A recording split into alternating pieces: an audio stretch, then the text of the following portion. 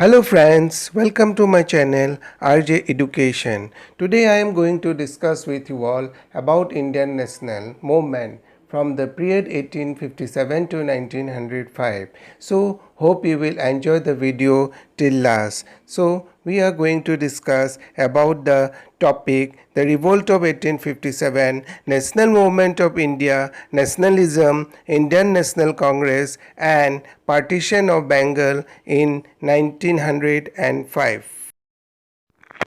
Freedom movement in India. British rule was firmly established in India in 1757 when Nawab Siraj-ud-Daulah was defeated in the Battle of Plassey. Since then, there were many armed rebellions against the allied ruler in different parts of the country. The greatest of this revolt was undoubtedly the Revolt of 1857. It is known in history as the Sepoy Mutiny and has been variously regarded as a military mutiny, as a popular uprising, and as the first war of independence of India. In whatever name we call it, it remained the greatest crisis that the British government faced in India.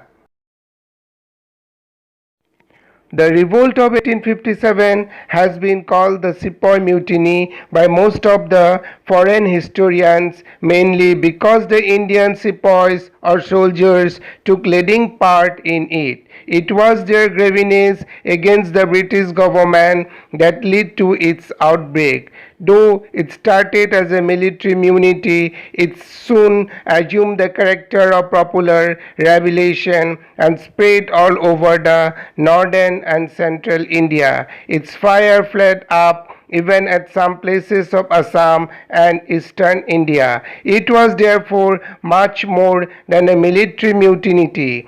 In view of mass participation, it can rightly be regarded as the first war of independence of India. The revolt ended the rule of the East India Company. By an act of parliament, the administration of India was taken over by the British Crown. There were many causes that led to the cause of revolt of 1857. Among the political causes, main was the policy of imperialist expansion of the British ruler. Doctrines of lapse was introduced by Lord Dalhousie. According to the doctrines of lapse, the rulers or the native princes would not appoint their adopted son to the throne. This was opposed by Nana Sahib, the adopted son of Peshwa Baji Rao II. Since he was not recognized as a legal heir, he was deprived of the pension his father had been getting. Rani Lakshmi Bai was also prevented from putting her adopted son on the throne. The house of the Mughal was humble when it was announced that the successor of Bahadur Shah Jafar would not be allowed to use their imperial titles, and furthermore they could not be allowed to use the historical Red Fort as their palace. The British had suffered very losses in First Afghan War and Crimean War. They also faced losses while calling the rebellions of Santhal tribe of Bihar and Orissa. Now, military causes. The native soldiers were ill-treated at the hands of the East India Company. They were also deprived of foreign services, allows or the batta, which was much resented. With the coming of General Services Enlistment Act, soldiers enlisted in the company had to serve wherever they were ordered to go. As the British frontiers were extended, it meant that they had to serve in allied hands. Most of the travel involved a sea voyage, which was against their customary practice. Immediate causes. The British introduced the Enfield rifles. These rifles has cartridge which were rumored to be greased with animal fat. The cover of these cartridges had to be bitten off by teeth before being loaded. It was believed that the fat of animals which hurt the religion sentiments of the India was used for this purpose. This was offensive both to Hindu and Muslim sepoys and they refused to touch these cartridges.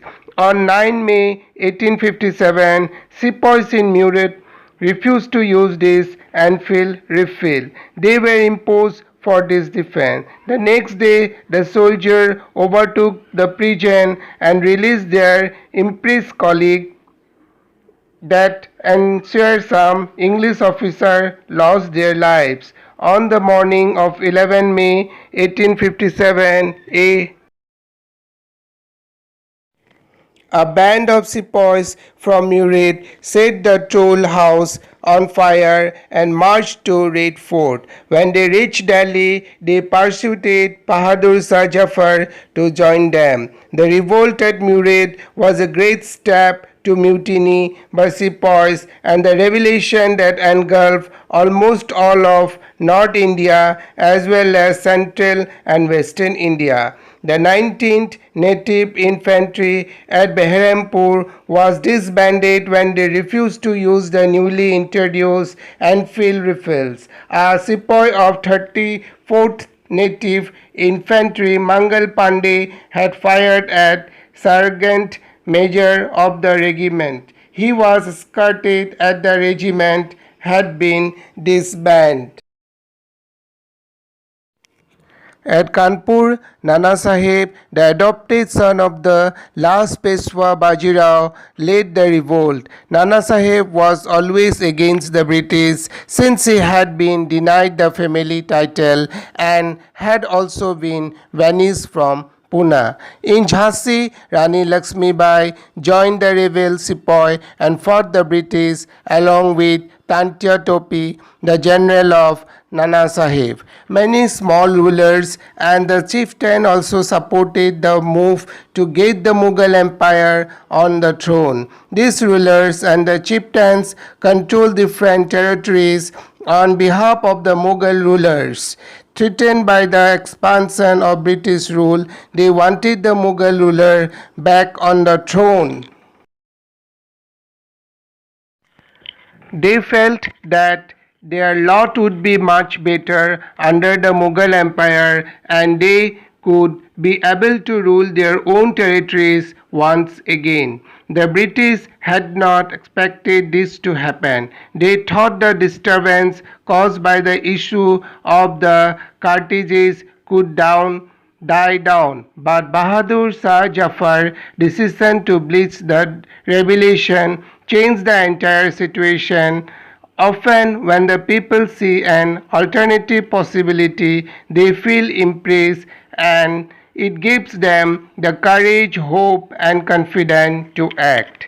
Many new leaders came up. Bhakt Khan, a soldier from Bhilai, took charge of large forces of fighters who came to Delhi. He became a key military leader. In Bihar, an old Jamidar, Kunwar Singh, joined the rebel sepoy and battled with the British for many months. Leaders and fighters from across the land joined the fight. After the British was routed from Delhi, there was no uprising for almost a week. It took that much time for news to travel. The mutiny came as a profound shock to the British ruler of India. Even in England, it created a strong opinion against the East India Company rule. The British government now fully realized that the administration of so vast an empire country like India should not be left in the hands of a trading company. So the British Parliament brought India under the direct control of rule of the Crown. Under the direct control of the Crown by the Government of India Act, This act put the administration of India under the charge of a Secretary of State of the British government. The Governor General of India was henceforth called Victory. He reigned thereby in prestige as the representative of the monarch. He was to run the administration of India in consultance with the Secretary of State. On November 1, 1858, a proclamation explained the policy of the government under the system of administration was made. This proclamation is known as Queen Proclamation. It assured the people of India as well as the princes of the native states and their subjects that the British administration in India would not interfere in their religious and social affairs. It also assured of appointing natives in the administration and that all such appointment could be made on merit irrespective of caste and creed. This proclamation set aside the doctrines of lab and assured the ruler of the native states that all these treaties or agreement that had been signed with the East India Company could remain valid. These assurances were made with a view to creating a feeling of security in the minds of the people and thus resorting their trust and confidence in the British rule. These assurances were never fully carried out. The revolt of 1857 and its ruthless suppression left a legacy of bitterness and hatred among the people of India. As they recovered slowly from the horrors of the mutinies, there were growing a new anti-imperialist political consciousness in the country. The Indian struggle for freedom owed its origin to its growth of nationalism. Nationalism is a thought that involves a strong identification of a group of individuals with a geographical area as their state. Nationalism also makes the people of the same area share a feeling of togetherness. Awareness owes its origins to sharing of a common culture, language, tradition, and a common historical past. The British rule played a very critical role in bringing about this feeling of nationalism. It could have been an account of a reaction to the exploitative nature of the British rule or the radical changes introduced by them that brought the people of the country together, making them aware of their identity. It united them against the background of a common cause. The factor that leads to the rise of nationalism in India are as follows. Almost all sections of the population bore the brunt of the exploiting policies of the British. The British economic policy in India led to improvement of the country. The main object of the policy was systemic destruction of traditional Indian economy. India became a supplier of raw materials to the British industries and a market for the sale of British products. It was also a place for investment of British capital. Indian economic was sacrificed to advance the economic interests of the Britain. This resulted in India's rising poverty. The British rule unified the people of India under a common rule and administration. The centralized government brought about political and administrative unification. Common laws and common governance began to unite all the Indians under a common bond. Administrative convenience coupled with the military defense and economic policies motivated the British to establish a well-developed system of transport and communication in India. The British set up modern postal system and electric telegraph all over the country.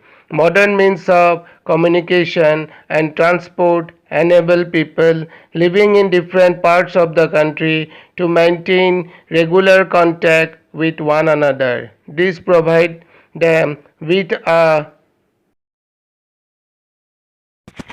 This provided them with a sense of unity and a facility to organize an all Indian movement. The social religious reform movements were the first expression of national awakening. This period of reform is known as the India Renaissance, as it represented attempts to revise the old religion in the spirit of the new principles of nationalism and democracy. This reform movement revived the glory of ancient India, generated faith in India, culture and religion, and tried to strengthen them by removing the evils.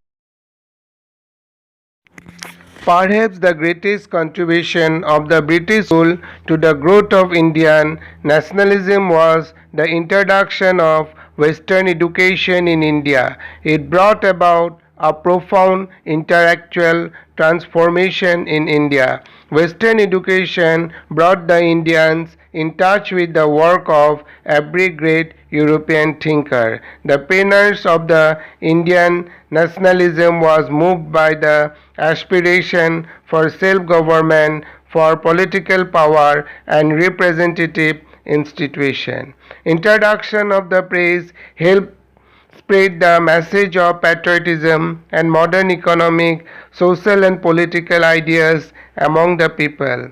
The Indian press played a notable role in mobilizing public opinion,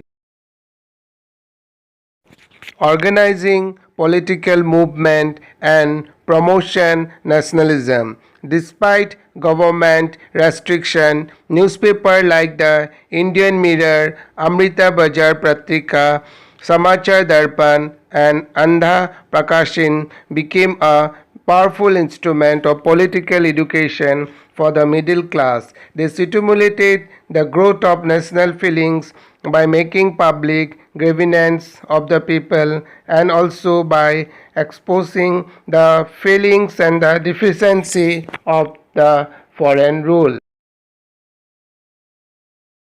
Formation of political associations. Much before the birth of Indian National Congress, number of political organizations were formed in different parts of the country. They aim at reduction of the taxes and introduction of administrative reforms. The most important organization during this period was the Indian National Association, formed in Calcutta in 1876 by Surendranath Banerjee.